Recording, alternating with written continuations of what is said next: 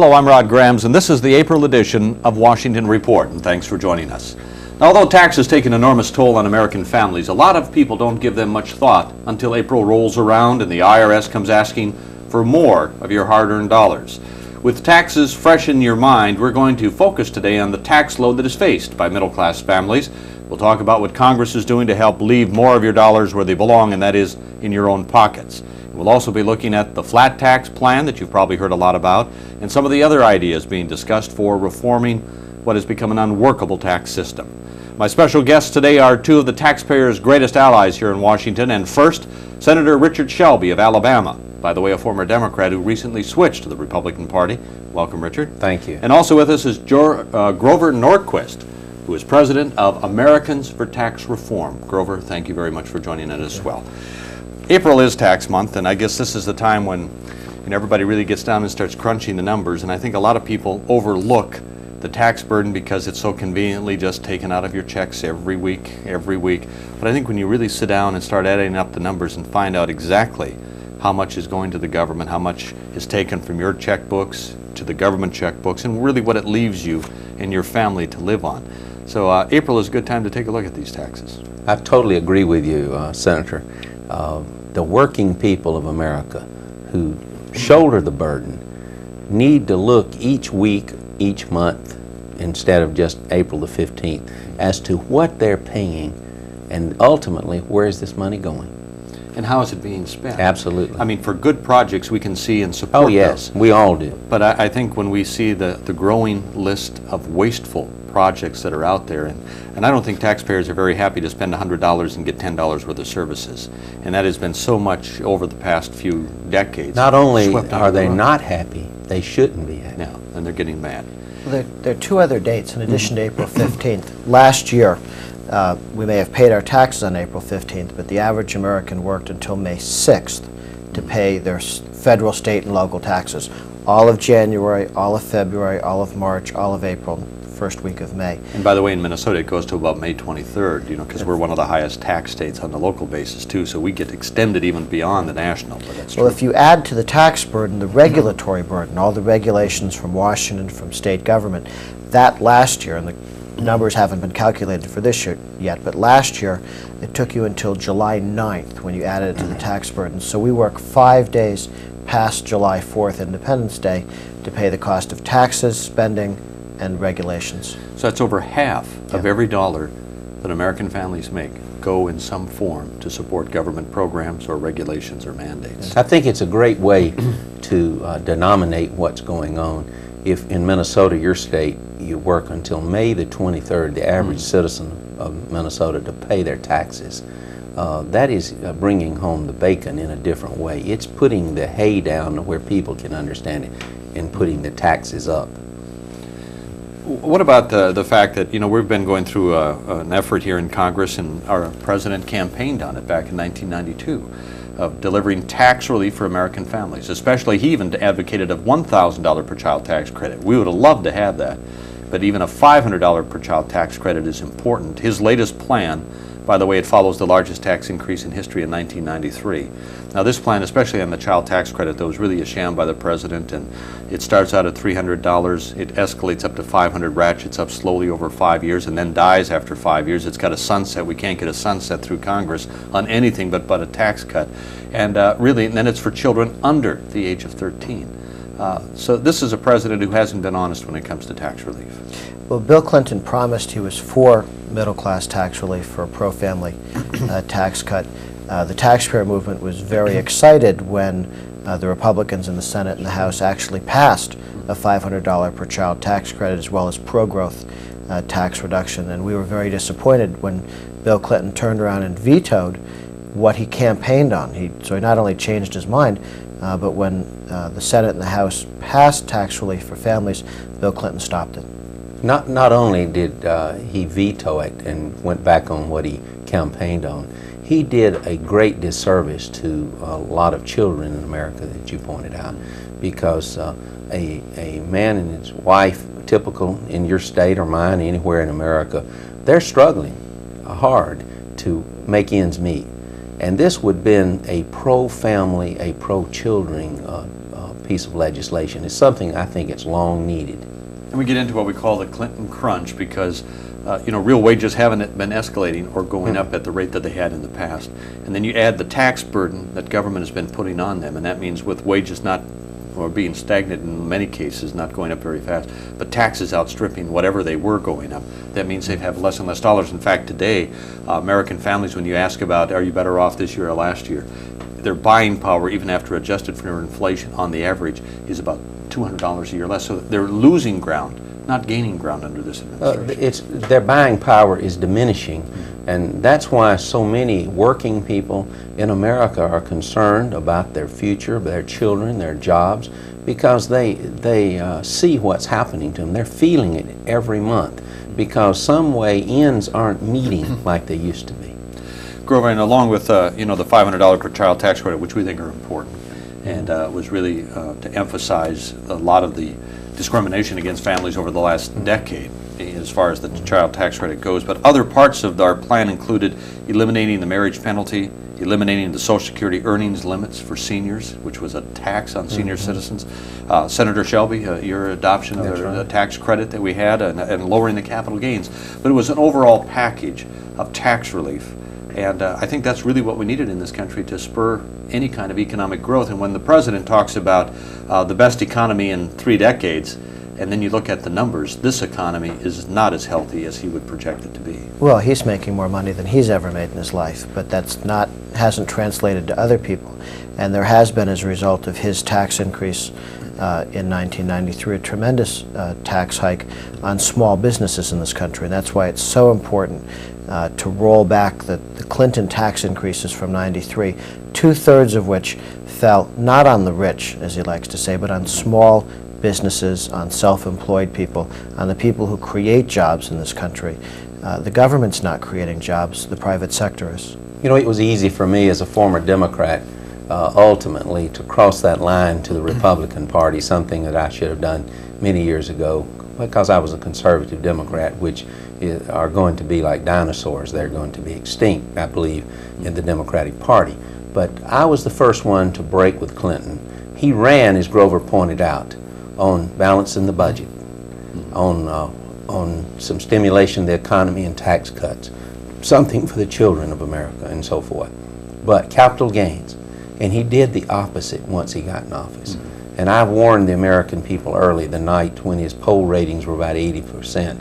I said, the tax man coming. And he came in a big way, as you pointed out, Senator, and Grover's pointed out, the biggest tax increase in the history of this republic. In the world, then. Yeah. Well, and we also talk about who's paying the taxes, and there's always a lot of confusion of the president saying he's going to tax the rich. And as Grover said, all those taxes sound good, they're good political rhetoric, but the taxes really fall on middle class. The top 5% of the Americans pay 50% of the taxes, so the rich are paying a major part of that. But the next 45% of the taxes are paid by the next 45% of Americans. So that is the middle class families. And then most of the people under the 50% mark don't pay any taxes. But when we have tax hikes, it's easy to say that we're going after the rich. And I wonder how many, Grover might know this number, how many people percentage-wise in America would qualify basically to pay little, if any, income tax? About half. About half of the population? For most Americans, the largest tax they pay, federal tax, is the Social Security tax, which is a wage tax there. But Willie Sutton, the bank robber, when asked, why do you rob banks, he said that's where the money is. And the tax and spend politicians, whenever they raise taxes, they may pretend to be taxing one group or one industry or one person, but they have to go into the pockets of the middle class to raise the kind of money for Bill Clinton's welfare state that he's grown accustomed to paying for. And then the outright tax is one thing, but it's those hidden taxes, where business gets taxed, they raise the prices, consumers have to buy products at higher prices, and they end up paying the taxes. Yeah. Businesses collect taxes for the government, they don't pay the taxes. I mean, that's just a fact of life. And so when the president talks about doing that, he's really rolling a tax under the carpet and taxing middle-class, hard-working families. It's a vicious cycle.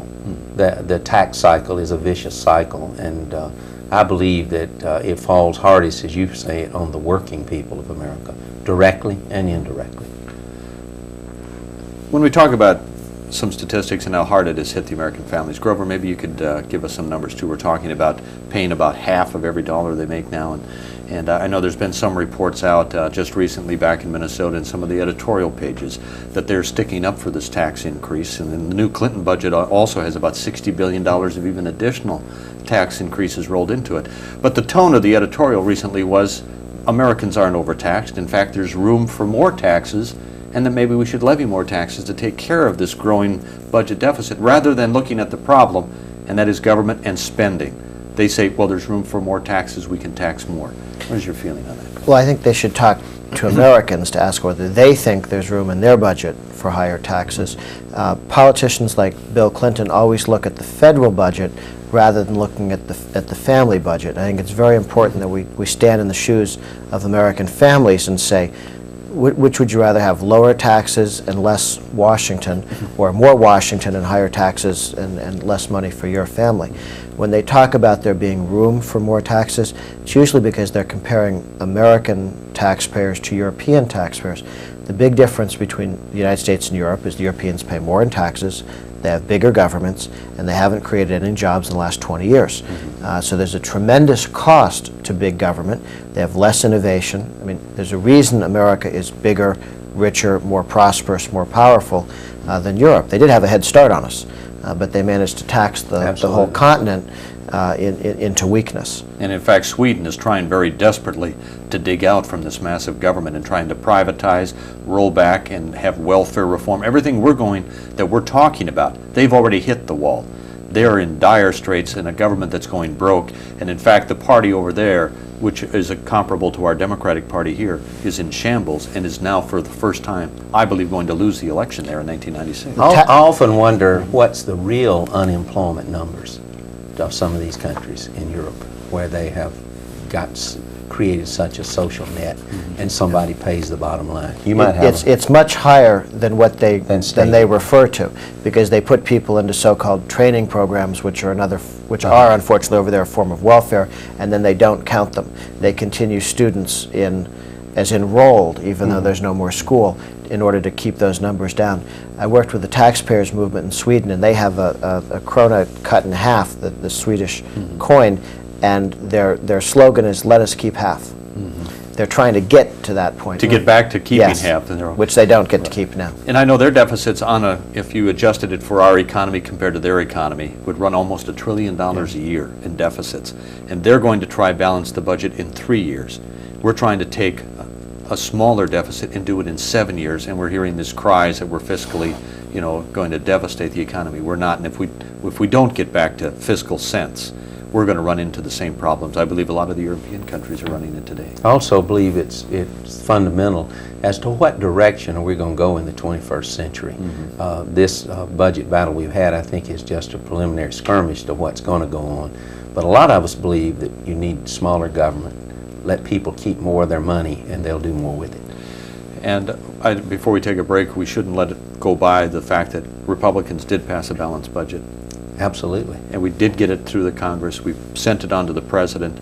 So the only person standing between a balanced budget and all the benefits that would go with it, which means lower interest rates and other benefits for American families, is Bill Clinton. And also welfare reform. Welfare reform, which he campaigned on as well. Sure. We're going to take a break right now. We're going to be back in a moment. We're going to talk more with Senator Shelby and Grover Norquist about the flat tax and other tax alternatives and some of the ideas about how to change our tax system right after this. Vince, that new dummy cam is great. Yeah, it'll sure give people a whole new outlook on what it's like when you don't wear a safety belt.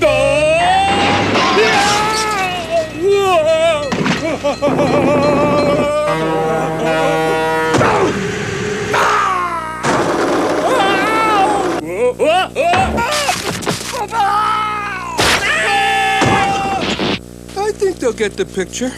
You could learn a lot from a dummy. Buckle your safety belt. He protects all living things in the forest. But he can't do it alone.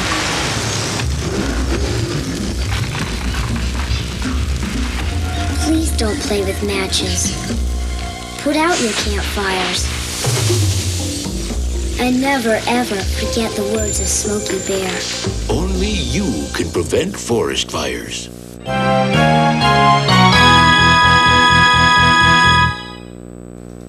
And thanks again for joining us for our Washington Report for this month. Our special guest again today, Senator Richard Shelby of Alabama, and also Grover Norquist, who is the president of the American Taxpayers, or Americans for Tax Reform.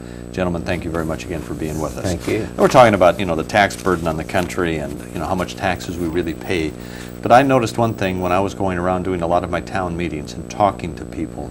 A lot of, they're upset about the high taxes in many respects, but they're also upset in questioning the fairness of this tax system that we have, and they feel that it's not fair, that business isn't paying their fair share or they're paying more than their neighbor is.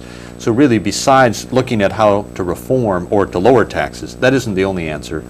And I think what we have to do is look at how can we change and make this system more fair. And Senator Shelby, I know you're leading an effort on that, on a flat tax proposal as one. Well, I believe personally that the flat rate tax would be the way to go for several reasons, and I'll try to be as brief as I can.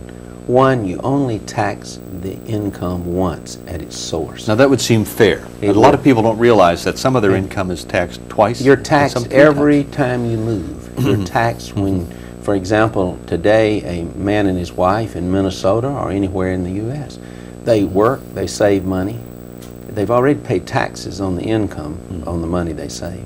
They put it in company stock or in a credit union or a bank, and then the income that they make there, the interest income or the dividend income, is taxed again. And ultimately, if they're qualify as a small business, a farm or something, they're taxed when they die. At every time you breathe. Under the flat rate tax, you wouldn't do this. The flat rate tax that Professors Hall and Rabushka at Hoover Institution at Stanford have worked many years on this.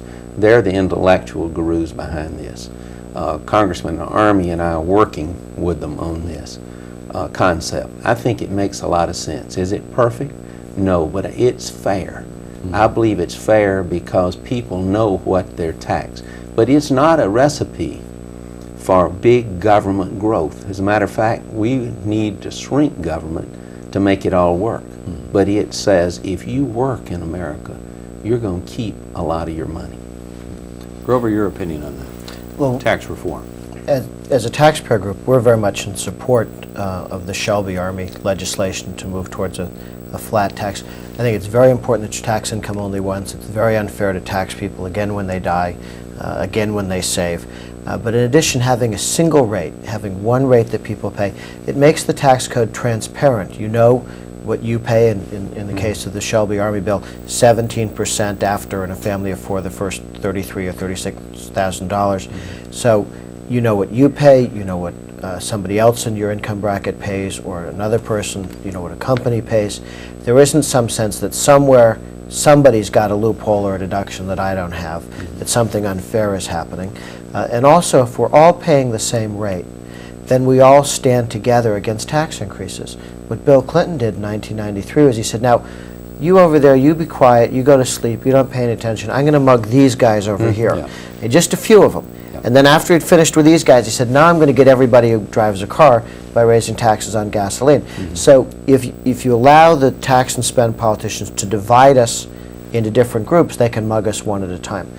A flat tax, a single rate tax, makes all Americans equal, and together we can fight against higher spending and bigger taxes. Rod, today about 50% of our savings pool in America is used by the government, borrowing to finance and roll over and refinance debt and new debt and so forth. 50%. There's no real incentive to save in America today because the tax man's there every time you save. If we had the flat rate tax, I believe, and a lot of economists believe, that there would be an incentive to save, to take care of yourself and your family, to save for the future. In other words, invest in capital in America. That interest rates, because the savings pool would increase, interest rates would drop. Government would be balanced, we hope and trust. That would be a boon for America in the 21st century. We've got to grow the economy as most people know. Because if we're going to struggle and fight over a shrinking economic pie, we're in trouble. I believe in America and I believe in the future, but we've got to have tax relief, a different game than we have today in Washington, in order to make our economy grow. And I think that's what a lot of people don't realize, that of all the money out there that's borrowed, the government borrows half of it that's available capital, and the other half, the businesses in this country and individuals, whether it's for homes, automobiles, college educations for their kids, they have to fight for the other half. And so you're right. I mean, the government is just another example of being way too big. And too often the government comes and takes money out of one of your pockets, and then it comes back and says, gee, you don't have any money. How about if we lend it to you for a student loan, or lend it to you for some government program? And then you're supposed to be very thankful. Oh, thank you for lending me that money. Well, it was money the government first took from you or from your parents or your children, and then it lends it back to you or gives you back half of it after Washington takes carrying costs. So Washington often isn't doing people a favor when it most claims it is. Because Washington doesn't create money. We've created, the Congress has over many years, a constituency of dependents. That's right. And by just what Grover said, that even for like home loans, young families looking for their first loan might have to go to a government loan program in order to get it, FHA financing, because they've had less in their pockets and they can't afford to do anything else, so the government makes them, again, dependent. I mean, just a couple examples of programs that it's a catch-22 situation. All of a sudden there's a need, the government will create a new program to finance it, so they put out the money, and by the way, we have to raise taxes, so they take more away from you. Now you're even more dependent because you're caught in this crunch and don't have any money. I think more and more younger people in America, all over America, are seeing that the answer to the problem is not big government and big spending, because they've seen the numbers up here in Washington. They've seen the colossus giant of a government, and they're concerned about it, and they should be. We want a good government, but we want a streamlined, efficient government that A good delivers government good with a services. safety net, Right. but with a fair tax treatment. Let's talk about the current tax system. It has three basic faults, and I want to read some of this. For one thing, it's very complex right now. The IRS has a library of 437 different forms to fill out. It mails out 8 billion pages of tax instructions every year. American workers and businesses spend 5.4 billion hours just to prepare those taxes, and it costs just taxpayers, not business, but average taxpayers, $14 billion a year in preparation. It's unfair. I mean, this is a system that is just completely out of control when it costs this much money to collect taxes. Let me mention one other thing that so many people have written me about. Most people in America, the issue of fairness, and fairness is fundamental to all of us in America. They don't believe, and they're right, that most of the loopholes in our current tax code are made for them. They're special interest lobby cutouts over many years who had the most powerful lobby up here or could swing the Ways and Means Committee, not the overall interest of America, but the special interest. And all these special cutouts in the tax code, we would do away with that, most of them, if not all of them, in a flat rate tax. Before we take a break, just to comment on this, we hear a lot of complaints, especially from the Democrats, of what they call corporate welfare. My question is, who put those into law? It wasn't Republicans. We're trying to weed them out. But they're complaining about the very system that they've taken 30 years to build. And created. Bill Clinton rewrote the tax code in 1993. Any tax change he wanted was there. He added to the complexity that the Democrats have had in for the last 50 years. And now they're complaining and trying to make it appear that it's the Republicans that have done it. And, you know, I just hope Americans realize that they were the ones who built this tax system. We're the ones who are trying to change it and put some fairness in it. We're going to take another quick break. We'll be back and talk with our special guests with more right after this. Your approach is looking good, Cobra. The men and women in the National Guard and Reserve face some tough challenges when they serve. Challenges that teach them discipline, leadership, and technical skills that make them better employees. So when they need time off to serve, don't make their toughest challenge approaching you.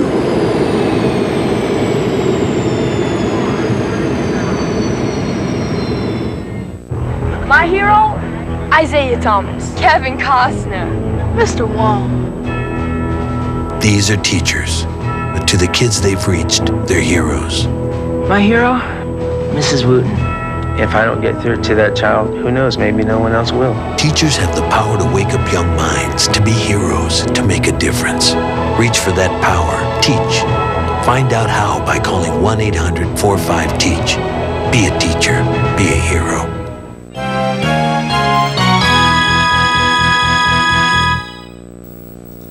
And again, welcome back to Washington Report. Our special guests, again, Senator Richard Shelby of Alabama, and also Grover Norquist, who is president of American Taxpayer or Tax Reform. Americans for Tax Reform, get that straight. We should briefly, in the last 3 minutes of our program today, talk about what are some of the other alternatives. We know people are upset. I think 60% plus say that we have to have some reform in our tax collection system. Get rid of the IRS, improve it, streamline it, make it more fair. Have a tax system that people who work and pay taxes can understand. And not so complicated that you can't. What are some of the others, though? We've talked about there's, the flat tax, but there's also talk about consumption. The national sales tax, or tax. VAT tax, which Congressman Archer is promoting. And my concern with that would be that we could wind up like Europe. We could have that over and above our income tax. That would be a disaster, I believe, for America. One thing has got to be clear, that if we replace the system, we can't piggyback something on top of it. It's got to be a complete change in the system. We don't want two forms of taxation. In Europe, they have something that's not quite a sales tax, the value-added tax. It's a sales tax at every level of production. And unfortunately, it's every bit as complicated and intrusive as the income tax, because every transaction has to be monitored by the government.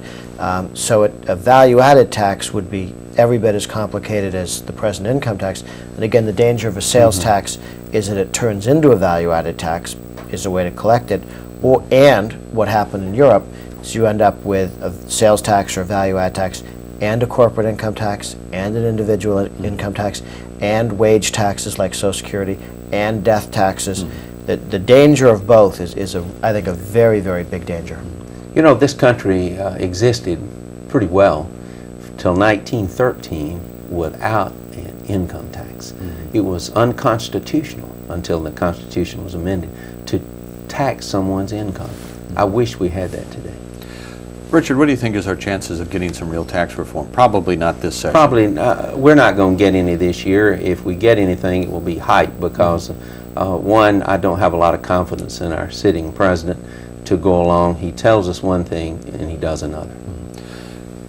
What about the Americans for Tax Reform, Grover? What is their message for the rest of this Congress, or their hope for the next?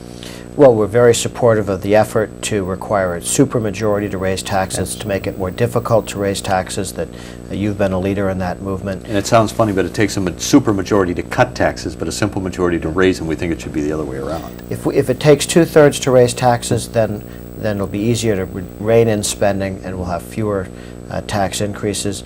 That and implementing the balanced budget plan that you've passed this year, we need a different president to implement it. I think the good news, though, is we're headed in the right direction. Yes. We are debating the right issues. We've passed some good legislation. Some of it has been vetoed, as you pointed out earlier. We've off to a good start. We need to finish the job, and I believe the American people are going to let us. Senator Shelby, thank you. Grover, thank you very much for being with us. Thank you for joining us. We'll see you again next month.